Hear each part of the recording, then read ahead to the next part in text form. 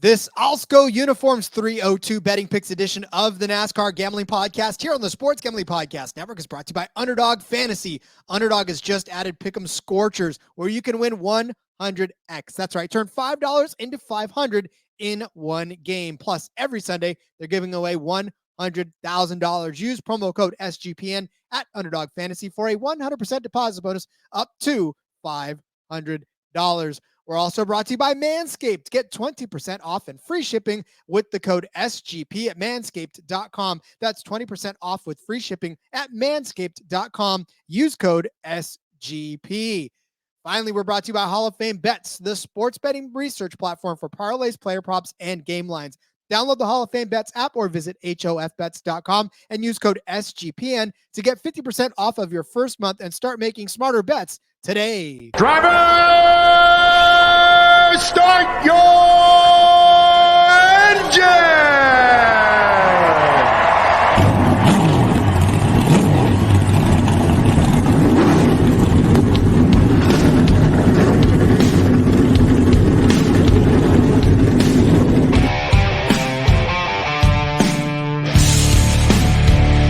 Strap in and pull those belts up tight as the Sports Gambling Podcast Network presents the NASCAR Gambling Podcast. I'll wreck my mom to win a championship. I'll wreck your mom to win a championship. With all the news and the best bets for your NASCAR weekend. It refrains me from not beating the out of you right now because you ask me stupid questions. But since I'm on probation, I suppose that's improper to say as well. If you could talk about racing things, we could talk about racing things. Now, here are your hosts, Rod Villagomez and Cody Zeeb.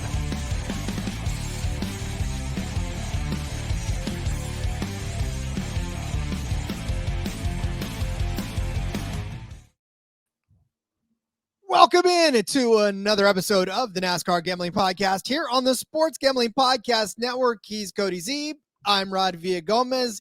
We are once again taking our fun to Las. Well, we're not, unfortunately, but NASCAR's taking their fun to Las Vegas, where I just saw from the main show they now have slot machines that can follow you around the casino. Cody, what a world to live in! Wow, that is wow. Okay. I had not seen that. I really don't know what to do with that information at this point in time. That's interesting. I'm just saying, if they could follow, and Why do you need a slot machine that follows you around? I mean, why don't you need a slot machine that follows you around? That's a good point. It's solid point. I withdraw my argument. Like, then you'll never worry about losing like the hot streak that you build, right? I mean, this is your own pet slot machine, and you get to keep it the whole time. I don't see an argument against it. There you go. Anyway, hey buddy, how's it going? Are you ready for Vegas and Xfinity? I am. I'm excited. Got some thoughts on this week. I don't know. Okay, so let me start off because I kind of alluded to the fact that there's, for as much praise as we heaped on the books and Caesars in particular for what they gave us for the Cup race, did you blow it all? Did you use all your energy because you gave us almost exactly nothing? And they had it up early. I was excited, and then I started looking, and I'm like, God, it's rough this week, Rod. Oh man, again, found some plays I like. I'm going fairly light in Xfinity. Like, oh man, it's just, and then like John Hunter, and they knew I was gonna try and do it. They knew I wanted to bet on him plus 175. Oh, Jesus, Rod. We'll get into that when we get into the outrights, but oh man, it's a tougher week to bet Xfinity for sure. But that being said, of course, we still found some good plays we like. But yeah, I mean, all the massive selection we had in the Cup Series, we got spoiled. There was all these different options. Didn't have enough space for all the bets we could have possibly given out. Much the opposite here on the Xfinity side, unfortunately. But that being said, Xfinity is still where we usually, butter our bread, I think, as they say. So we could do it again this week. Well, and so from a betting standpoint too, I mean, you look at the past winners on this track, and only two are still actively driving right now. Over the last, I don't know, what is it? Maybe 5 or 6 years, 7 years. Only two drivers are still active. So you want to talk about building an outright card for this one, or any kind of card for this one. Like, most of the top names on this track are all not driving anymore. I'll even give you examples: AJ Allmendinger, Tyler Reddick, Austin Dillon, Ty Gibbs, Ross Chastain. All of those guys have wins on this track in the Xfinity Series. They're not driving anymore. There's only, like I said, 2 left that are still actively driving in this series. We're going to talk about both of them coming up, but at the same time, handicapping this Xfinity race was not easy. In fact, it was not. Yeah, I mean, and it's kind of the same thing with the Cup Series, where you're not leaning as much into past track history here. You're looking at the other intermediates, the other mile and a halves. They didn't go to Texas a couple weeks ago, so we don't have that, but we've got some other stuff in the recent history that you can look at. But yeah, again, that's the top of the odds board. Very, very juiced up, which is they're catching on to us, Rod. It's unfortunate. And the matchups too. God damn, I saw the same name 5 times in a row. I was like, I don't care. I don't want this guy. Like, I don't want to bet on a head-to-head with him. Yeah, even like the Cup Series sides of things, like I don't think we actually gave any head-to-heads out, and we've just genetically kind of fallen away from head-to-heads because they're so freaking tough. I did write one up. I got an article over on sportsgamblingpodcast.com, NASCAR, odds and best bets. I did find one I like to put in there, so go check that out if you do want a head-to-head for the Cup Series. But the head-to-heads have just gotten difficult, I think, more and more so. And there's sometimes you can find some advantages, but it's been tough. And then, like you said, like in the Xfinity this week, like it's the same guys matched up against each other, and it's. I mean, I know they're matching them up purposely because they're going to be too hard to figure out which side to go, but that makes it tough. And then you're getting 115 on either side. It's like there's not even any good plus money stuff to attack, and so makes it difficult. Again, don't turn the episode off. I promise we did find some good stuff, but again, we're here to talk through the process. And when you're looking at it and you're thinking, God, these options aren't that great, you're not the only ones, because we agree. And you had to do some digging, you had to get creative, and going to take some dart throws. We like to do that anyways in general, and some guys that you can make the case for them to do good and try and hit one of these bigger number bets. But yeah, definitely a rougher week in Xfinity, but again, well, we got some stuff for you. Like Michael Jackson once said, you are not alone. We definitely feel your pain on that as you're digging through for the Xfinity. And, listen, if you listen to this show at all, and you do, if you listen to this now, especially 7 minutes into it, then you know that we find you the bets that we like anyways, regardless of whether or not the books, we comb the books for you to find the good bets, because they are getting smarter. Like you said, on the head-to-heads, they are definitely, and you can blame guys like us because we talk through every week, and any book that's worth their salt is probably listening to a lot of these shows and trying to find where the edge is. We know there's an F1 guy that helps set lines for DraftKings in our Discord. Like, he listens to the F1 show. I mean, so they're out there, right? They're listening, they're paying attention for sure. And again, I do think that with the top being so heavy loaded, right, it does actually open up some value farther on down the board. So it's a balance of, the top is really hard, and the chalky stuff that's likely to hit is harder to bet because it is priced up so much. But there's some really fast guys and some guys that you can really build the cases for that are higher priced because the other side is so heavy. So it helps us that way too. So I think we're gonna have a solid week here.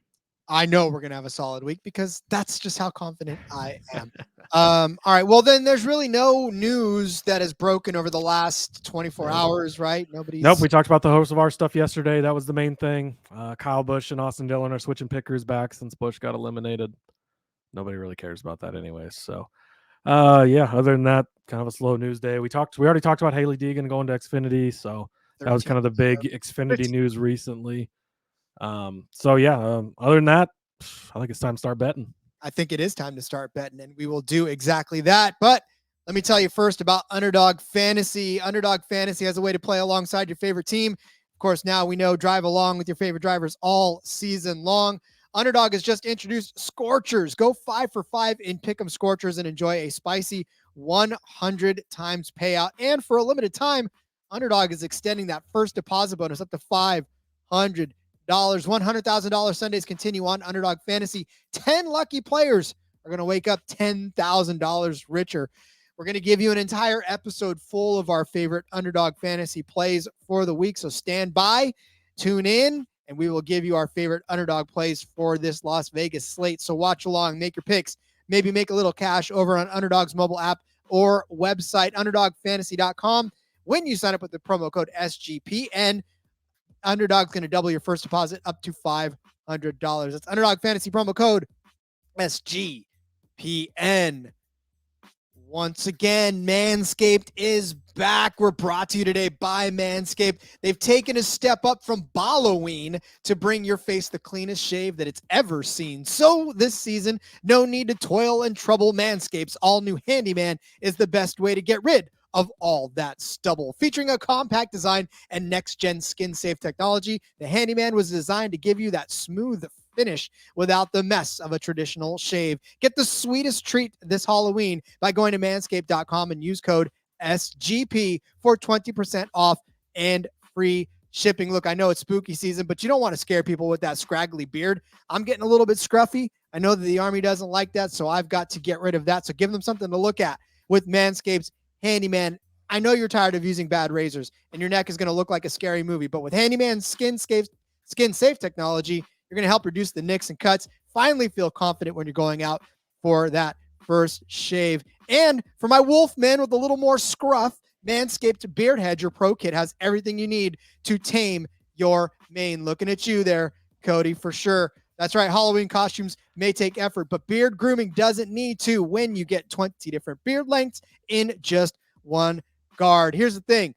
Here's how you get involved. Get 20% off and a free shipping with code SGP at manscaped.com. That's 20% off with free shipping at manscaped.com. Use code SGP for a look as sweet as candy. Get yourself the Handyman from Manscaped. Yeah, the Army does not take kindly to having your type of facial hair there. So That's why I have this type of facial hair, because I don't have military regulations anymore. I know that this weekend I've got to get up again and get myself all good and shaved up. So I want to say, let's see, I got out of the military in 2013. I want to say I've clean shaven my face twice since then, maybe 10 years. Yeah, That's impressive. I trim it down. We don't do the clean shaven thing. It's not a beautiful look. But Rod, we just got done talking about no news. Breaking news as we're recording. Hit the breaking news sound effect. Did not see this one coming.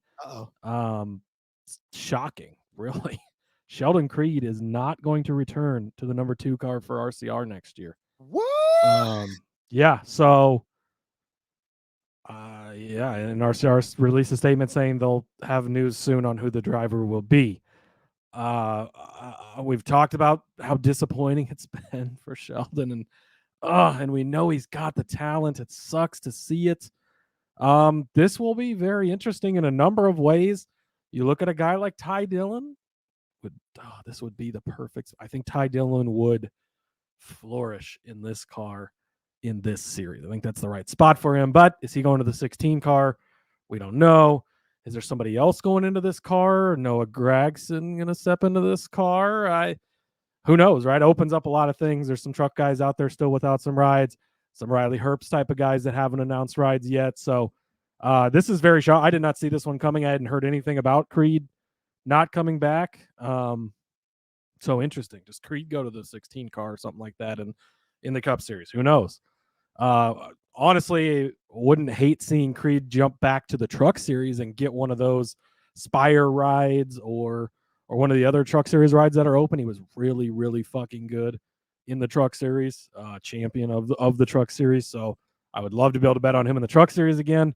But yeah, that's this was posted 10 minutes ago at J-Ski. So I had not seen this or heard anything about this. So kind of a shocking, surprising thing there. And yet another domino in the silly season to, I don't know, is that considered a domino falling, or is that just a domino hanging in open space that opens up a lot of other dominoes? Because now nobody knows anything about where he's going or who's going there. Interesting. I'm a little floored. Yeah. And Bob Pockers 15 minutes ago posted that Sheldon Creed won't return. It's just, I mean, Yeah, how did we I miss talked this? about it I was just looking at Bob's Twitter feed before X feed before the show. How did I miss that news? because we started 15 minutes ago. Oh, we did, didn't we? It must have happened like literally right because I was right as we're getting on. I always scroll through it just to see. Yep, and it must, yeah, the RCR picker thing was the last thing I'd seen, so it must have been posted right after I looked. Yep. Interesting, but glad I noticed that while you were looking. And our buddy Skybox NASCAR, he posted a GIF of his guy Matt Benedetto. We'll see. He did say sponsor-driven car, so we'll see. Well, and so something to note, and actually, good point by Skybox here is in RCR's statement. It says we'll make an announcement regarding the driver of the number 2 Wayland Chevrolet in the near future, which would mean that sponsorship is staying there. So does a guy like Matt Benedetto maybe get that ride? Because we know he can't bring sponsorship. So interesting. Who knows? And so we did. We've documented Sheldon Creed all season long. I mean, we've talked about that 2 car in various ways. I mean, we've talked about us being excitedly high on him in some cases, and then just totally frustrated and off on others. And I got to imagine that at some point that roller coaster's got to run its course. And but you look at it too, and like as rough of a season as it's been, and as close as he's been to winning, like he is in the final 8 here. He's still alive in the playoffs. He's still alive in the championship running. Like it's not like he's out of. I mean, he's not Josh Berry even, who's getting a Cup Series ride next year and is already eliminated, right? So I don't know. Sometimes I feel like you just know when you're done or when it's your time and when you're out, right? I mean, I'm sure there was probably a lot of behind the scenes conversations with them. I mean, obviously this didn't come out of nowhere. It had to have had some roots back a few weeks, but even if he does end up going out as a champion, which again, long shot as it could be, he's still alive. I guess that's the way to go, but sometimes he goes number 10 on every one, and his first win is finally that championship win. Oh my God. On the way out, as that guy was when he won for JGR. But yeah, I mean, JGR rides are open. Did he have a different ride and he's the one leaving? Did they decide to leave? Who knows? I mean, obviously a lot of things, but interesting, nice timing for them to break that while we're recording this, since it is the Xfinity show. But just to set it up, much like the Cup Series, obviously, if you listened to this episode yesterday, first race of the round of 8. They're synced up now. You win and you're in. So you win this race, you can look forward to Phoenix. You can start prepping that championship run car. And again, if you get 3 winners in this round, that means only 1 person points in. So sure, John Hunter Nemechek, 37 points to the good right now, 16 points ahead of Austin Hill. But if we get 3 other guys that win and he slips behind an Austin Hill or a Justin Allgaier, he's out. So nobody is safe.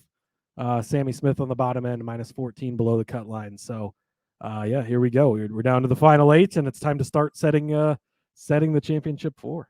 It's crazy because it's not even that big of a gap, and so it's definitely anybody's game at this point. So that'll be fun. All right, they are at the Las Vegas Motor Speedway. It is 200 laps around this 1.5 mile paved track for 300 miles exactly. I know it's the Alsco Uniforms 302, but there will not be an additional 2 miles to make up this race. So yeah, again, they were here in the spring. That this will be the second race on the track in Vegas. They'll get a second crack at this, but yeah, I mean, this is what we're up against, another 1.5 miles.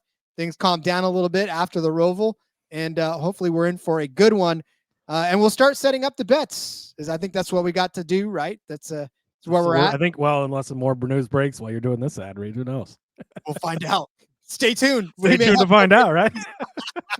So stick with us as we tell you about Hall of Fame bets. Win bigger by betting smarter this NFL season with Hall of Fame bets, the sports betting analytics platform for parlays, player props, and game lines.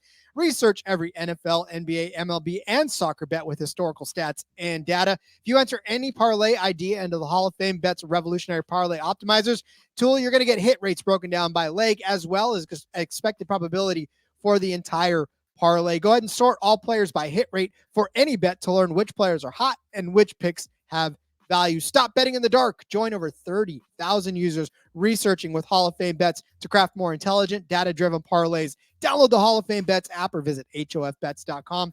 Use code SGPN to get 50% off of your first month today. Start researching, start winning with Hall of Fame bets. All right, Cody, it is that time. Let's start laying out some of these bets for this Alsco Uniforms 302 in Las Vegas, baby. That's right. Well, it would not be a true Xfinity Series mile and a half show if I wasn't betting on a JGR car. But to your surprise, it's not the guy you might think it is. This is going to be Myatt Snider for me, actually. So he is in the 19 car this weekend for JGR. I am going to take him at a top 5 finish, 5-1 plus 500 for Snider here. And really, the thought here and the thinking is that, what do I say all the time? Every time we come to these types of tracks, who's going to be the fastest cars? Cars are going to be good? It's going to be the JGR cars. It's going to be the JRM cars as well. But the JGR cars are the fastest cars every single time. I expect John Hunter Nemechek to lead every single lap of this race. I expect him to win this race running away. But I expect Myatt Snider to be fast in this number 19 car as well. His only starts this season have been on road courses and super speedways, so pretty hard to put that up against a mile and a half, right? So you can't really measure it. He does have 2 top 6 finishes though, so that's a positive sign for the starts he's made this year. Last year he was in the Jordan Anderson number 31 car. Not a very good car, so it's hard to measure that. Previous to that, though, he was in that number 2 RCR car that we just talked about before Sheldon Creed replaced him. He did win a race at Homestead in 2021 there, which is a mile and a half track, right? An intermediate track. Race is a little different than this one, but it is a comp track for sure. In that season, that 2021 season, he had finishes a 10th at Kansas, 9th at Darlington, 10th at Pocono. That number 2 car in 2021 was an okay car. I would say that RCR program has stepped up. Austin Hill, even just looking last season to this season, Austin Hill has been completely different, and that program has taken a big leap, I think. And so I think it is a better program than when Snider was driving it in 2021 is my point there. But these JGR cars are fast, right? We've seen Trevor Bayne get in this car, have good runs, have good finishes. We saw Ryan Truex win a race in this 19 car. The 19 car is fast time and time again, as long as Joe Graff isn't driving it, which is not the case this week. Give me Myatt Snider, top 5-1. Again, I think I see this race playing out fairly chalky, right? It's going to be the John Hunters. It's going to be the Justin Allgairs. It's going to be the Josh Perrys. These are probably going to be your fastest cars. These are going to be your guys up front. Cole Custer's going to be up in that mix. Austin Hill, but if there is that late race caution or if this happens or that happens, and even if it doesn't, Myatt Snider, that car is so fast, he's got the opportunity to put himself in position. And a guy like this, we all know, right? You're paying to play in this 19 car. This is your opportunity to show off. Full-time driver in 2021 and 2022 in that 31 car. Not a full-time guy this year. Only has 3 starts this season under his belt. You're auditioning for future rides, for future opportunities. Good chance for him to show off. I think we could see a great day from Snider. I think at 5-1 to bet on this 19 car specifically, as fast as these JGR cars are on these intermediate tracks, is a no-brainer for me. So Myatt Snider, top 5-1. Love it. Who knows? He could be auditioning to get back into that 2 car. That could be something that he's working on. Yeah, I mean, again, it's really the make, the model, and the manufacturer and the team owner that we're really betting on here. And sometimes, if you get behind a Lamborghini, you can drive it fast enough to be fast, and it doesn't matter who you are as long as you hit the gas pedal in the correct way. So, yeah, can't really argue with you on that one. And the number's right too. Again, I think, like you said, we're going to get a lot of the same people up front, but who knows? Who knows if that 19 car could sneak in there? All right, go 3 cars lower for my next bet. I'm going back to Chandler Smith again. Chandler Smith is a top 5 car. He's at plus 250 for a top 5. It's like you said, Cody, the top of this has been juiced to the point where I don't necessarily want to touch a lot of these guys, but digging back for Matt Snider, or not Matt Snider, for Chandler Smith, rather, as a top 5 car is where I want to go for this. For Chandler Smith, here's the thing, right? Obviously not a lot of experience as far as him being on this track. He's only taken this track once. He started on the pole on this one and finished 3rd. Really good run. He led 118 laps of this race before giving way to Austin Hill. But the thing is that he actually has a sneaky good season so far for it being his first one. 7 top 5s. I know that doesn't seem like a lot, but for a rookie, to be able to handle himself. I really think that that's an impressive run for him. The 16 car fell on lean days there in a stretch between Pocono and Indy GP. They bounced back at Watkins Glen, but they got a 4th place at Fort Worth, right in Texas, which was the last mile and a half. So a top 5 for him there at that last mile and a half before falling kind of flat at Charlotte for a 12th place when I was on him there too. But 5th place at Bristol. I know it's not a mile and a half, but it's still another top 5 finish. So he had 2 top 5 finishes before the Roval last week. But I'm really banking a lot more on, again, what he did earlier this season in Las Vegas in his first time on this track. I mean, I got to tell you, that's impressive to be able to go out and notch a top 5 finish, a top 3 finish even in your first time on this track in what was your probably 4th or 5th overall race in his career. So, yeah, the young guy really getting it done to start out the season. Now, of course, like I said, he's fallen on lean times, but he's a talented enough guy. I think he can get it done. Plus, look, he's driving the 16. All right. The 16 won this race in 2021. The 16th finished 7th and 9th in 2021 and 2022. Started on the pole on the last 2 races. So AJ Allmendinger started on the pole in 2022. And then the 16 car started on the pole again. That was AJ Allmendinger. That wasn't Chandler Smith. Sorry. That finished 3rd on that one as well. So anyways, yeah, definitely. I think Chandler Smith can get this done. And like I said, this is a fast 16 car on this track. So give me Chandler Smith as a top 5 at plus 250. Love this play. I've actually got more to say about Chandler Smith in a little bit, so we'll come back to that. Just to retouch on my Myatt Snyder thing, if you were not convinced by my argument earlier, Joe Graff Jr. finished 9th place at Kansas in this car, and he's literally the worst person that's ever stepped into that 19 car by like miles and miles. So I think that helps Myatt Snyder's case. So sorry, Joe Graff, but you suck when you're in that car. So next up for me, I am going to go to our guy, Riley Herbst, top 5. Been a while since we've had this bet. I'm back on it this week. Again, it's a 5-1 as well. Like I said, lean pickings this week, but these are 2 guys that have the potential to get inside the top 5. They're going to be running near the top 5, I think, most of the race, especially if you get that late race caution, some strategy, some of the leaders wreck each other, whatever happens. I think that these guys can put themselves in position. I think Riley Herbst is one of those guys. 5-1, I think the number is really good. Look back at intermediates here recently. 6th place at Darlington, 6th place at Michigan, 4th place at Pocono, 2nd at Nashville, finished 8th here in the spring, 7th place at Auto Club. Not a lot of top 5s. There's only 2 top 5s in there, but a lot of really close 2 top 5s. Again, if he's running 6th place late in this race at 5-1, even if he doesn't get into the top 5, you'll take it. But if you're in 6th, you're not that far away from getting into 5th. So give me Riley Herbst, top 5, 5-1. Is he auditioning for a ride still? I don't think so. I think he's got some plans figured out, but we don't know what those plans are yet. We don't. And yeah, that was another one that I had as well that you put in the doc because, spoiler alert, Cody got to the doc first again. B-Rod this time. You got me in the Cup race. He stole my Gibbs bet, so my turn.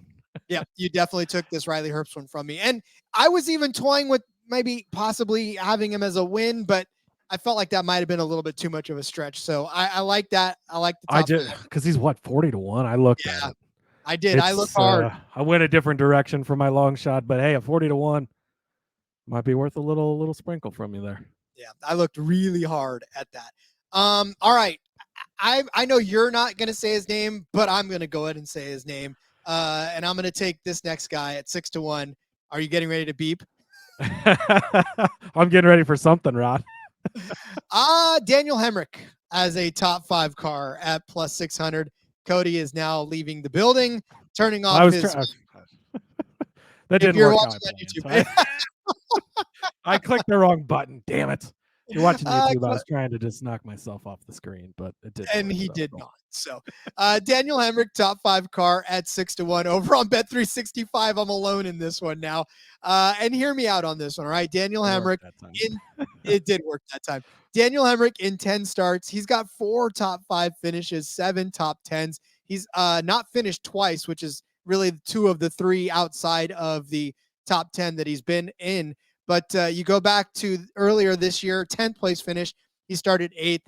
in that 11 car. 6th place start, 8th place finish in the spring, or in the fall rather, of 2022. In the spring of 2022, a 3rd place finish. In the fall of 2021, a 5th place finish. A 2nd place, a 3rd place, a 6th place in there as well. Daniel Hemrick has been okay on Las Vegas. It's a track that he's actually halfway decent on. I know he's running the 10. Still the same type of equipment. It's still the same everything. It's just the car number's different for him on this. So now we're saying the 10 car instead of the 11 car. But in 2 of his last 3 races, he's also had top 10 finishes, a 2nd place at Bristol, a 7th place at Charlotte, finished 3rd at Daytona. It's been hit or miss, and we've definitely been off of him more than we've been on him. But again, I just feel like this is a track that he's been good on. He's only one of a few drivers that actually has more than a few top 10s that are active, and even top 5s for that matter. The 2 above him are Allgaier with 10 top 5 finishes, and I'll get to that in a second, and Noah Gragson with 7. After him, Trevor Bayne, Josh Berry, Austin Dillon, all with 4. So whatever it is about this track, Daniel Hemrick has some success.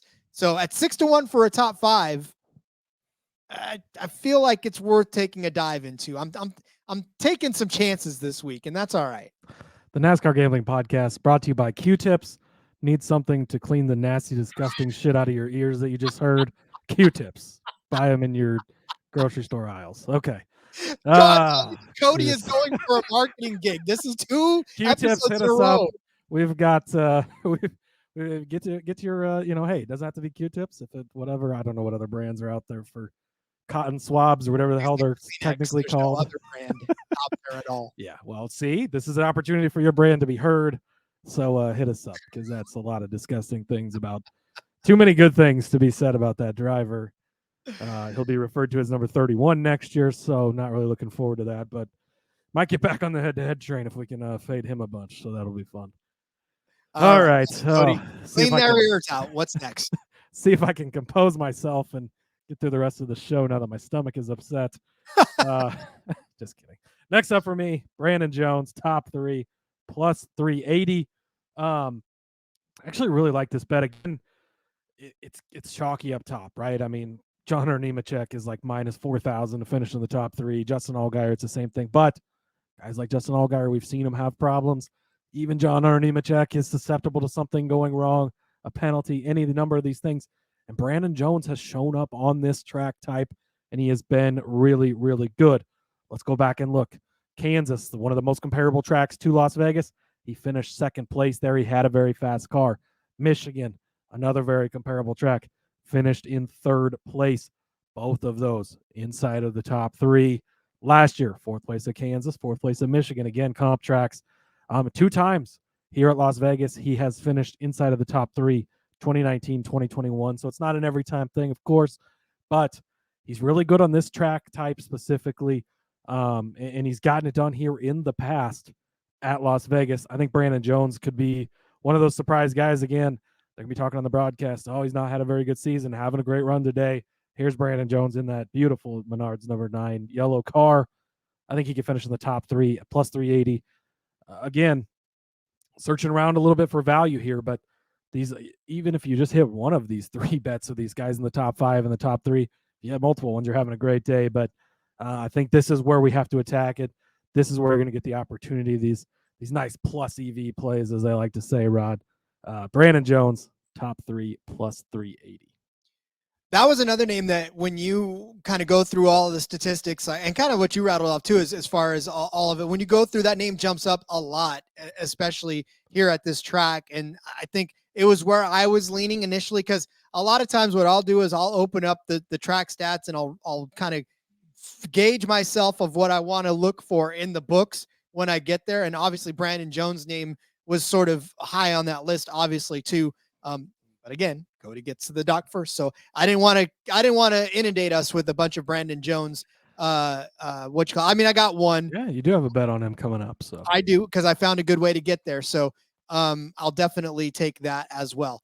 All right. Well, look, I'm gonna go full on and go back to my man Sam Mayer. This time I'll put him in the top 3 at plus 425 over on Bet365. it's a fantastic number. That's a And big I know number. it's a huge number given especially, and really what this is based off of more than anything is just momentum and confidence. And that is what Sam Mayer has right now in spades coming into this race.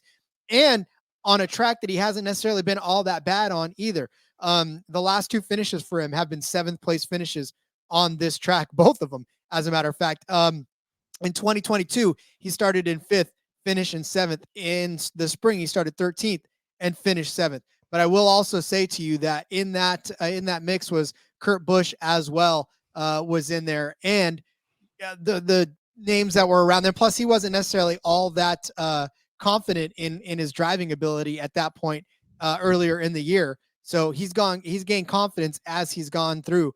Same thing with that 2022 race, right? Noah Gragson was in that. Ty Gibbs was in that. Trevor Bayne was in that. So you take those 3 cars out, it's a better finish for Sam Mayer on this track. Again, it's a lot of what I'm basing this one off of is the number and just the momentum that he's been able to be on overall this season.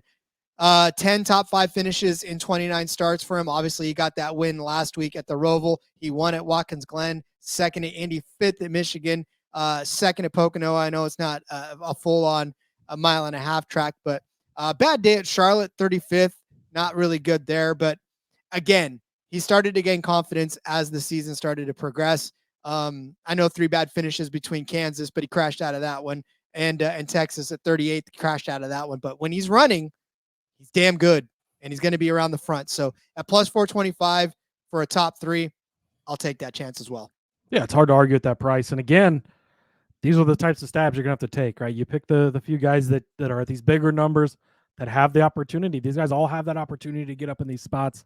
You take the ones you like. Next up for me, this one's almost sort of a hedge on some of my other bets I suppose you could go with. But I'm going to take Parker Kligerman over on Caesars to win Group D, plus 320. So in this group is number 10, Riley Herbst, and Myatt Snyder. So obviously I've made a case for Riley Herbst and why he could finish good here.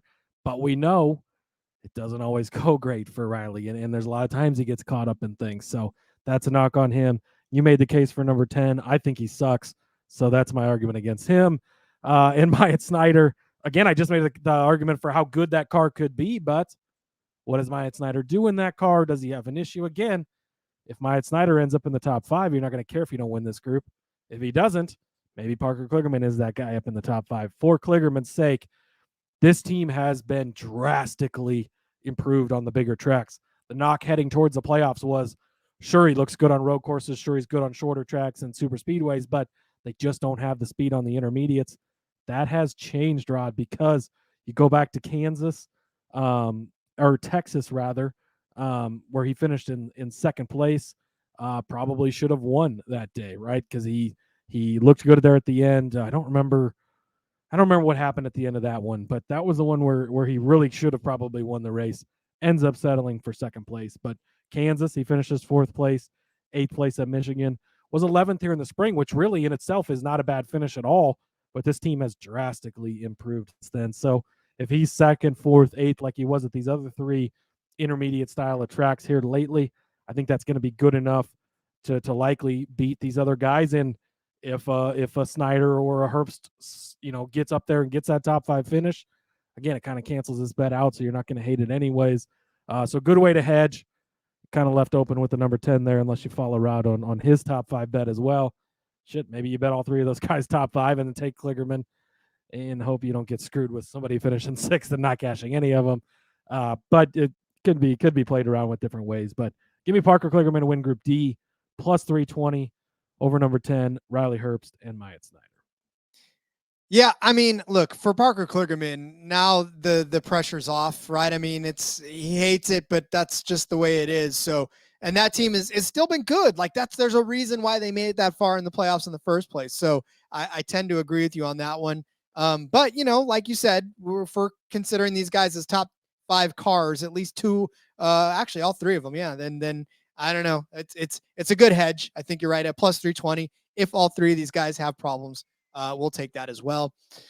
Listen, I know that John Hunter Nemechek is the favorite going away on this racetrack. I fully 100% understand why. he did end up finishing 6th here in the spring after winning at Fontana.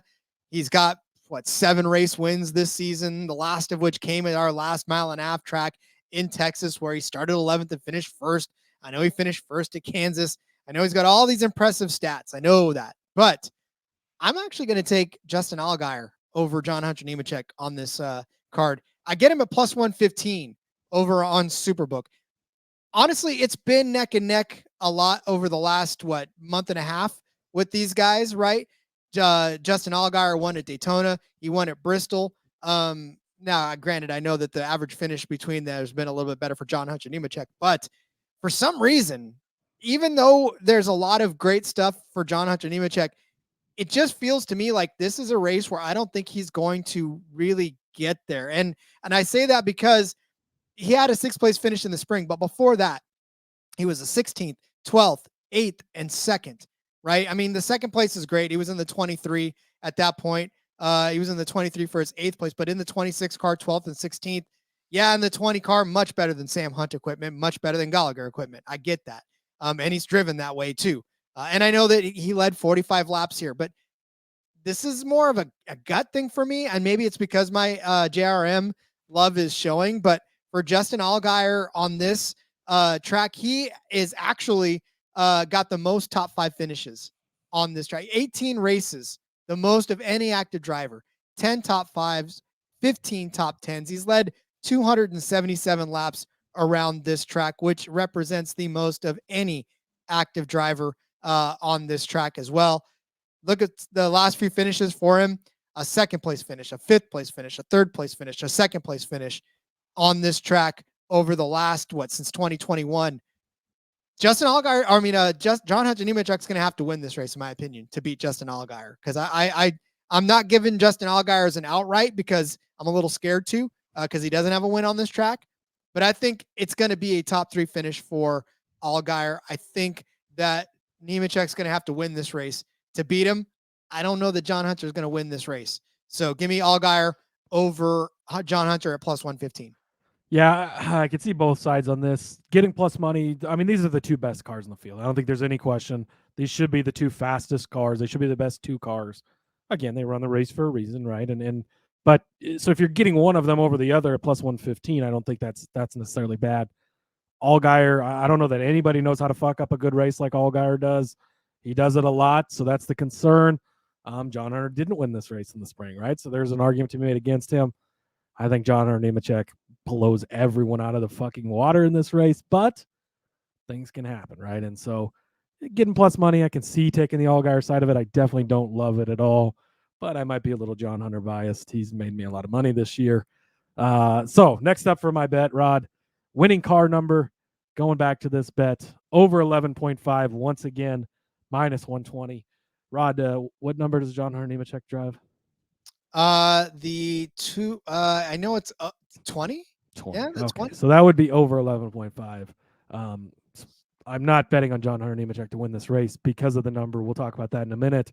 But this is a way to get in on him without just laying my plus 175 on him. You're getting some other guys. So you miss out on all the JRM drivers, right? That's the glaring thing you're missing. You miss those 4 guys, and you miss Custer underneath this number, which those are the scary ones. But over this number, you get Chandler Smith. Make a case for him in a minute. You get all 3 JGR cars, the fastest cars in the field, along with Justin Allgaier. But they're going to be fast. You get them. You get Austin Hill as well. Who won this race in the spring, Rod? I'm fairly certain that was Austin Hill. Yeah. And Riley Herbst's also included in this. And Parker Kligerman's there. Longer shots, but potential to win, right? So, but really, you get the big 4 in this. You get the 3 JGR cars, Austin Hill, and Chandler Smith. Don't sleep on him. He led shit ton of laps here in the spring. And again, got more on him in a minute. So give me over 11.5 minus 120. This is my way to bet on John Hunter Nemechek without actually betting on John Hunter Nemechek, because all of his numbers are disgustingly gross this week. Yeah, it's bad, which is why, again, when it's somebody's that heavy of a favorite, it's NASCAR. Like I've seen cars get taken out. It's not F1. It's not. It's Max Verstappen at plus 175 would be the greatest gift you could ever get, but Oof, yeah, we'll talk about it when we get to the outright section here because I have more thoughts. But yeah, this is my way to get in on John Hunter winning without just straight up betting on him and having coverage in some other places as well. So yeah, give me the winning car number over 11.5. And one of my outrights is under that number, so I'm gonna protect myself on the underside of that as well, just in case it doesn't hit. Yeah. And so for me, I'm going to go in another plus money direction head to head wise. And this is the only reason why I even grabbed two of them. And well, okay, it's not the only reason. The biggest reason is that you guys gave us so much on the Cup side that when you underdelivered on the Xfinity side, you made me sad. But I'm going to go Brandon Jones over Sammy Smith at plus 100 over on Superbook. You already talked about Brandon Jones. You already talked about how much you like him for what he's going to do in this one, a top 3 car. I honestly, there's no way Sammy Smith finishes as a top 3 car in this. He only has 5 top 5s all season long. And he doesn't have that much experience, obviously, right? I mean, he's a very, very young driver. In the spring race here, he started 14th, finished 17th, and that was after a 19th place at Fontana. Look at some of the other places. He got a 10th place in Charlotte. That's great. But again, it's not a top 3. And if we think Sammy or Brandon Jones rather is going to be a top 3 car, then you got to crack that. And he got a 3rd place at Texas. That's fantastic, right? But Sammy Smith was not necessarily a top 3 car in that Texas race all race long. In fact, Sammy Smith was not even a top 10. Well, he was a barely top 10 car at the end of stage 1 and the end of stage 2. So again, he just doesn't have what it takes, I think, to be able to get into the top 5 by the end of this race in particular, which is where we think Brandon Jones is going to be. So yeah, like I said, at plus money, at plus 100, give me Brandon Jones over Sammy Smith. Yeah, this is the bet of both these guys have had their fair share of troubles for sure, but I made the case for Brandon Jones already. I think Sammy Smith's car is going to be super fast, but he makes a lot of mistakes, and that's what just makes it so rough to be able to bet on him. So again, getting it at even money, I do like it for the Brandon Jones side of this. And if I was forced to pick a side, I think this is the side I would lean to as well, just because, like I said before, Jones has been very, very good on this track type, especially here recently. Again, early in the season, it was pretty rough for him, even on this track type. They couldn't catch any breaks, but been catching their fair share of breaks here lately. So I do agree with you on this one. Well, and like you had said, I mean, yeah, he's going to be in a fast car, but will he be fast? That's the question. And will he not make the mistakes? And there's been a lot of mistakes. It's he's gonna be a JRM next year, which will be interesting. But yeah, he's gonna be a really, really good driver down the road. And I think maybe even next year in JRM equipment, we might bet on him more. Just gotta fine tune some of these mistakes and watch out for him. He's young. He's bound to make those. So, all right.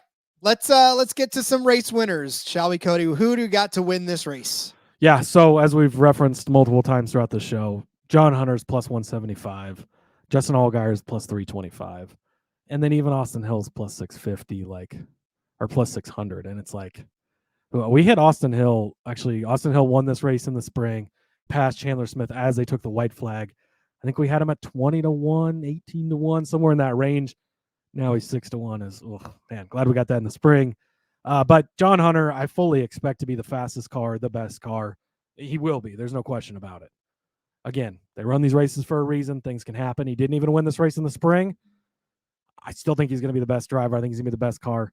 Plus 175, even plus 200. I can't pull the trigger. Now, after qualifying, if it doesn't go great after practice and qualifying, if he goes 300 or more, book it. And then stay tuned in the Discord. I will be on John Hunter at 3-1 or more. I know it seems silly to not do it at 2-1 and do it at 3-1, but that's that line of 3-1. I feel okay. 2-1. It's there's just too many things that can go wrong. So again, watch that number throughout the weekend. If it goes up, I think you have to take it because I think he will be the best car. But things happen. Those guys don't always win this race. Mechanical issues, wrecks, pit penalties, all the stuff. You know how it goes. So I'm going to go with Josh Berry, a guy I've not been on a ton, a guy that hasn't won a race this season. But, Rod, he did win this race last year. He's at 7-1 if you look in the right places. And I think that he's the first guy kind of on this list where you feel more comfortable with the number, right? 7-1 is a better number. And it's been an up and down season for him, but he's had strong runs on these intermediate tracks, just hasn't quite been able to get the win. So he won this race last year. He led 65 laps, looked really good that day. We've seen how good Allgaier's looked in a lot of these races. We know these JRM cars are capable of it. Can imagine if you said at the beginning of the season, Sam Mayer 3 wins, Josh Berry 0 wins. Boy, that would have you got some serious plus money on that. But 6th place at Kansas, 5th place at Darlington, 2nd at Michigan. He was close there. 5th at Nashville, finished 5th here in the spring, 5th at Auto Club. He finished 3rd place last week at the Roval, so he's got a little momentum coming into this. Out of the playoffs. He's done. It's over. It's over for Josh Berry. He's got 4 races left in this JRM car. Going to the 4 car next year. He's going to be a Cup Series driver on what sometimes is a solid team. So this is it. No pressure. Not to worry about the points. Not to worry about anything else. Josh Berry comes out. I think he has the opportunity to win this race. Again, I'm going a little lighter on the outrights because John Hunter is going to be so fucking good. And if he just blows the field away, that's how I see this race going. But those late cautions, the mistakes, any number of things, and Josh Berry's capable of just out racing him throughout the race, having a faster car. It can be there. Josh Berry 20-1. Chandler Smith, you brought him up earlier, or Josh Berry 7-1. I got ahead of myself. Chandler Smith, you brought him up earlier. He's the one that's 20-1. Love him. Rod, he was leading this race. He led, how many laps did he lead? 53 before that. He led 118 in the spring race, right? Yeah, but he led 50. He was leading 53 before he led 53 of the last 55 laps, and not the one that counted, but led 118 laps in this race in the spring. Looked really, really good. Austin Hill literally passed him as they were taking the white flag. Whoever finished second in that race passed him as well. He ended up finishing 3rd, but he was so close to getting the victory here. I was very happy because I had that big ticket on Austin Hill, cashed it that day. Chandler Smith gets his revenge here, rolls a reverse. He's now the 20-1 guy. Austin Hill maybe he passes Austin Hill as they take the white flag. Who knows? I probably wouldn't count on that. But he also won here last spring in the Truck Series, so he's been good at this track. Just recently, 4th place at Texas. The one concern, it's a Colleague car, right? And we know how that can go sometimes. But I think that it's going to be a positive day for Smith. Sounds like he might be going to JGR next year, which is going to be real dangerous. But maybe he's riding a little momentum of getting that ink drying on the back, and we just haven't got the announcement yet. So give me Chandler Smith 20-1, and Myatt Snyder 40-1. JGR 19 car. That's the end of the argument. Again, I talked about it earlier. Talked about him earlier. That car is just fast. He's going to be auditioning. Maybe it's him and John Hunter. John Hunter has a flat tire, hits the wall. I don't know what happens. Justin Allgaier finds a way to fuck it up like he always does. Snyder is going to be very fast in that car. And at 40-1 for a JGR car in the Xfinity Series, that's not Joe Graff. You got to take it, I think. So give me Myatt Snyder 40-1 as my, insert your insurance company here. We're currently selling that sponsorship play of the week. 3 very solid choices for an outright. I'm going to go a little bit chalky, like you were talking about Austin Hill. I like the 6-1 number. I think that's not bad for the guy that won this race earlier. I mean, if John Hunter Nemechek, who has not won a race on this track, is at plus 175 against the guy who won this in the spring, doesn't matter. We always talk about it, right? It doesn't matter how many laps you lead. If you lead that last one, that's the one that matters. And that was Austin Hill. And he did that earlier this spring at 6-1. And we documented the Austin Hill start of the season, right? Won Daytona, started on the pole the next week at Fontana, won Las Vegas, won Atlanta, right? He went on a stretch between Dover and Portland where he was inside the top 5 in all of those races, inside the top 10 all the way from Dover until Atlanta, right? He won at Pocono, 4th at the Indy GP, started on the pole at Daytona, finished 2nd at Darlington, 5th at Kansas, DVP'd out of Bristol, but a 7th place in in Texas, 9th place last week at the Roval. Austin Hill is still a damn good car. He's still a damn good driver.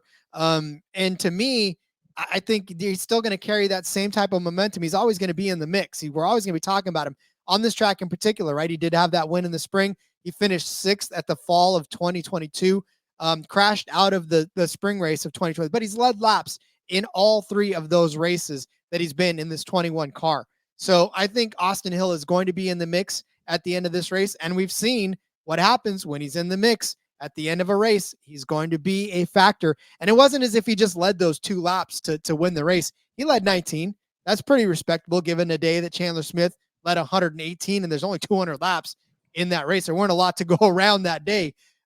So for him to be able to lead at least 18 of those, or 19 of those rather, I think you got to make a case for him. Even at 6-1, I know it's yucky, but 175 is yucky.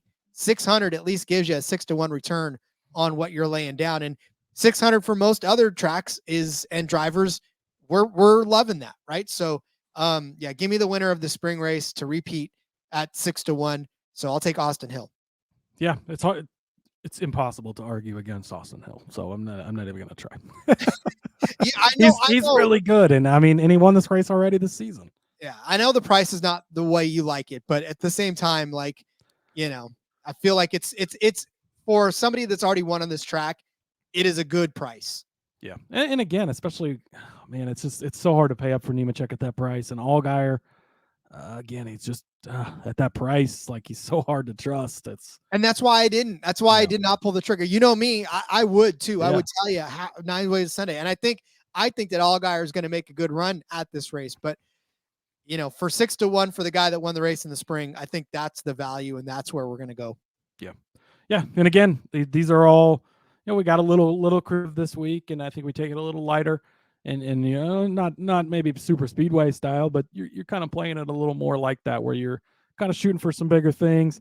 I'm taking it lighter on this race just because, man, it looks so much like it's going to be a John Hunter type of day, but I can't pull the trigger.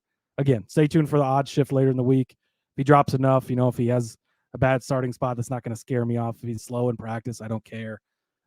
He's going to be fast in the race. So we'll just have to keep an eye on it. But for now, I think that these are some really good plays, and we've got some good opportunities to hit here. I concur. All right, get out your pen and paper. We're about to go over these bets that we've given you for the Alsco Uniforms 302 from the Las Vegas Motor Speedway. Cody started you out with Matt Snyder as a top 5 car at plus 500. I gave you Chandler Smith as a top 5 car at plus 250. We're filling out the top 5. Cody gave you Riley Herbst as a top 5 car at plus 500. And I gave you Daniel Hemrick as a top 5 car at 6-1. Cody gave you Brandon Jones as a top 3 car at plus 280. I gave you Sam Mayer as a top 3 car at plus 425. Cody gave you Parker Kligerman as the winner of Group D at plus 320 with the number 10 car, Riley Herbst and Myatt Snyder. I said that Justin Allgaier would finish better than John Hunter Nemechek at plus 115 on Superbook. Cody gave you the winning car over 11.5 at minus 120. I gave you Brandon Jones over Sammy Smith at plus 100 on Superbook. Cody gave you Josh Berry at 7-1, Chandler Smith at 20-1, and Myatt Snyder at 40-1 to be winners of this race. I gave you Austin Hill at 6-1 to win this race. Cody, we'll hope that it comes up all 7s for us on this race. Just kidding. We don't want it to be all 7s because all 7s, all 19s, whatever. Just hit us some bets. Just get us some bets. All watermelons? Oh no, that's yeah, we haven't seen much watermelons lately. No, we have not. All the watermelons are safe on the Northern American. It must be out of season right now. Must be. All right, well, let's wrap it up and send everybody on their way to go fill out their cards. And as we always do, Cody, remind everyone where they can find you on social media. Follow me on X at @Husker_Zeeb. You can find all my work over there, and follow the show as well at NASCAR Gambling. Indeed. I'm on X at RJ Villagomez. Link in the bio, everything I got going on, whether it's here, whether it is in between media. Check me out on the back road with Seth and Elliot on the on their channel, breaking down Las Vegas as well. And then, of course, all of my sportsbook review stuff as well. And then, of course, now follow me on Blue Sky if you're on there. If anybody out there at all is on Blue Sky. I know there's like 1 million users, so one of you has to be. Follow me there at RJ Villagomez as well. Tell me what to do. I have no idea what to do there yet, so we'll figure it out. Anyways, we'll see you guys for the DFS episode and Underdog episodes later this week. But until then, let's go racing and let it ride.